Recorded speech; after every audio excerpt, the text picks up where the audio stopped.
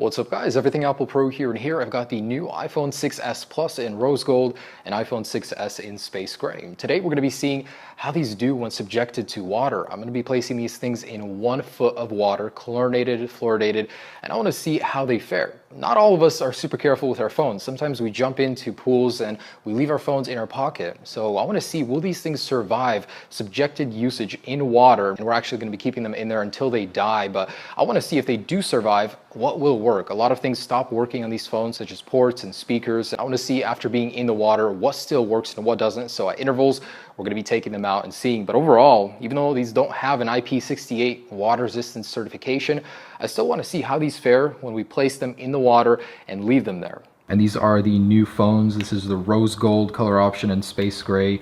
Absolutely great phones. Way more durable, as the drop tests have shown us, but how do they fare when exposed to water? So I'm really curious to find out.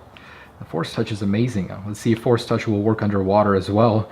But let's go ahead and do this. Okay, so here are these guys. They're ready to take a bath. Have you ever been so nervous using your phone above a body of water you'd grip it extra tight? Well, I'm doing just the opposite of that. I'm about to submerge about $1,500 worth of phones into this bath, and I'm really nervous to do this, but I'm actually pretty curious to see if Force Touch will work underneath that water. Anyways, I'm going to start the timer at the exact same time. I would start them on here, but I don't trust them. I've had the screen do random things before. Okay, here we go. So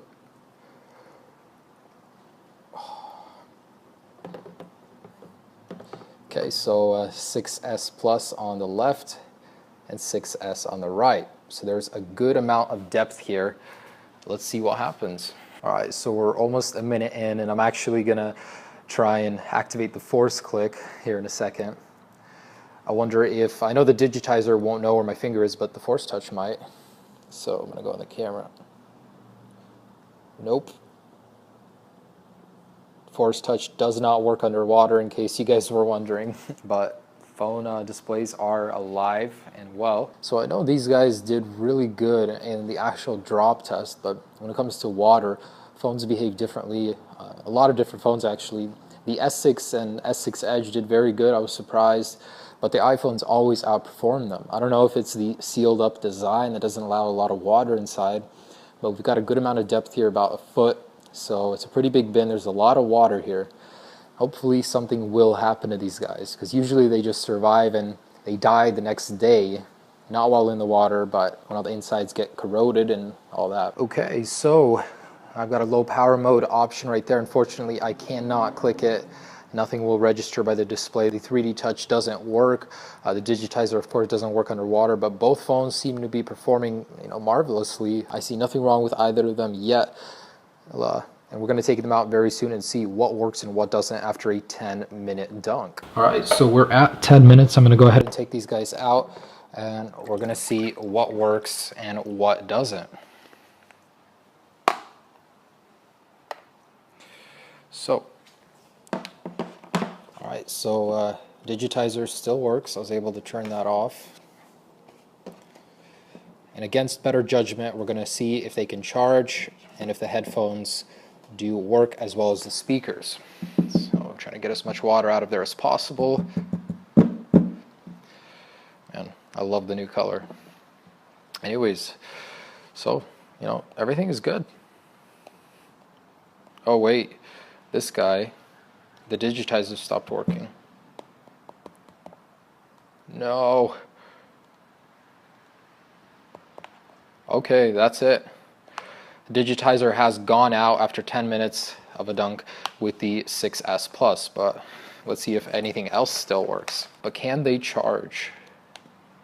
Yeah, it does charge. However, there's no sound when plugging it in, which leads me to believe that the speaker is no longer working.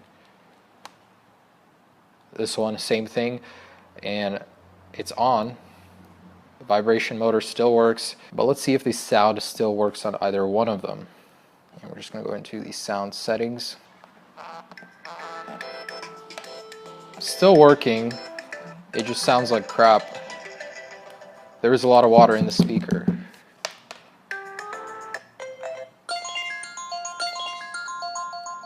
Okay, so the phone does recognize that it does have headphones inside of it, and when I take them out, you know, it does work with the regular ringer. This guy, however, I cannot test if the speaker is working, but when I do plug it in, there is no sound. Both do charge at least, and this guy, the speaker works somewhat. So after 10 minutes, you know, the damage is apparent. Digitizer went out on this guy. Oh, there we go. So it just started working. I guess it just got locked up or something. Let's see if the sound works. Okay, so still working. Let's see if it recognizes headphones. Yep, headphones are recognized. So cool. Anyways, let's go ahead and continue this test and see where we're at 20 minutes. Here we go. Going to start the timer once again. And there we are. So let's see if these phones can make it to 20 minutes. So one thing I've noticed is that the reception isn't very good underwater apparently. There's no service for the 6S Plus on the right, but more than that, I think the radios actually went out. So I'm no longer able to get a service on T-Mobile, while a phone that I have outside of the water has LTE. And on the left, the 6S seems affected as well. So the first thing that's likely to happen is your LTE radio will go out. So just to show you guys, there is a considerable amount of water on top of these guys. There's a lot of pressure. I mean, I just don't understand how these guys survive for so long. But in just a minute here at 20 minutes, we're going to take these guys out and see what still works and what doesn't. Okay, so 20 minutes. And I'll get these guys out of here. Dry them off. Both are alive, which is a good sign. So it looks like the displays, home buttons, still working. Cool. All right, that's already the biggest challenge. So those are still working. Let's go ahead and test the sound. Looks like the service is back. For a moment underwater, it disappeared. It's very quiet. Okay, so both do work. They're just a little muted to how they usually are. Let's go ahead and see if the cameras work actually. So rear cameras are working, not foggy. All right, front cameras are working as well. Let's go ahead and try the power. Okay, speakers is working with the power now.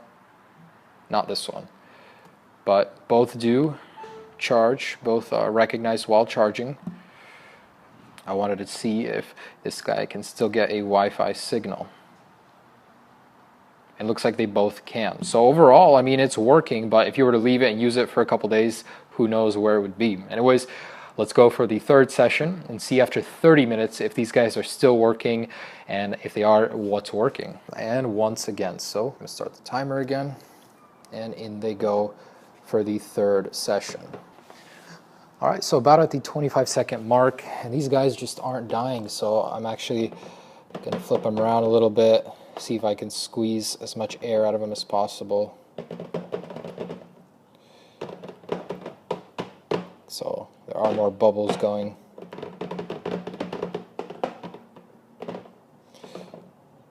All right, so let's see if that has any impact on them.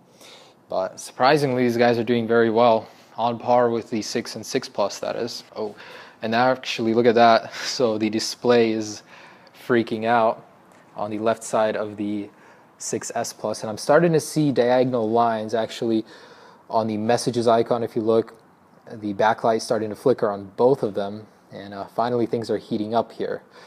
So it's only a matter of time now until these guys give up. And yeah, I can definitely see the liquid getting in under there on the display. Oh, and there it is. So it is restarting. Actually, I'm going to leave this guy in here and see if it does start up on its own, but it still is showing signs of life. Flickering, weird colors, the backlight's totally being affected. So the iPhone 6S, there's a ton of lines in there. The iPhone 6S Plus keeps flickering. One side of the backlight keeps going out and on, and actually I think the power button just activated. It's, man. So man, these guys are completely going nuts, but at 27 minutes, they're still surviving. So at this point, the display backlights kept going out. We started to see a whole bunch of horizontal and vertical lines on the 6, whereas the 6S Plus seems to be affected a little bit more. Man, this is just crazy. All right, so the backlight And there we go. So the iPhone 6s at 28 minutes has completely shut off. The iPhone 6s Plus is still working. So we're going to see how long it takes for that guy to shut off. But let's see if we can revive it. I'm going to try and get as much water out of there. And no power. Against better judgment, again, I'm going to power this guy on and see if any sign of life. Oh, there's a glitch. It's the Matrix. But there's some really interesting artifacts going on. I've actually never seen this before. Maybe that's something to do with the 3D touch. And nothing. That is so interesting though. The iPhone 6s Plus still doing its thing. And it's been 30 minutes, so we're about to pull it out. But both phones are completely gone. All right, let's get this guy out of here. So, looks like after 30 minutes, about 31 minutes, the iPhone 6s Plus has just shut off on me. Let's see if anything happens when I plug this guy in. And again, don't do this. Get some kitty litter, put it in a bag with kitty litter, and that usually will fix your problems. No signs of life. So, both of these guys failed miserably. 28 minutes, 30 minutes, about 31 minutes for the 6s Plus. Can they be used in the water? Sure. Will they survive? Probably not. I mean, if you were to take them out after a minute, a couple minutes, there's a very good chance your phones would still work at the end, but this is just way too long. These guys are gone. And the 6S is the only one that's showing signs of life with weird flickering, but at least it's there. Anyways, guys, that's just about it. It's really interesting to see how these phones react to something they shouldn't, such as water, and as you can see, this is the result. And be sure to check out some of my other videos. I'll have many more posted soon. Have a great day, guys, and take care of your phones. They will not fare very well in water. Don't jump in a pool with them. They will not survive. Peace.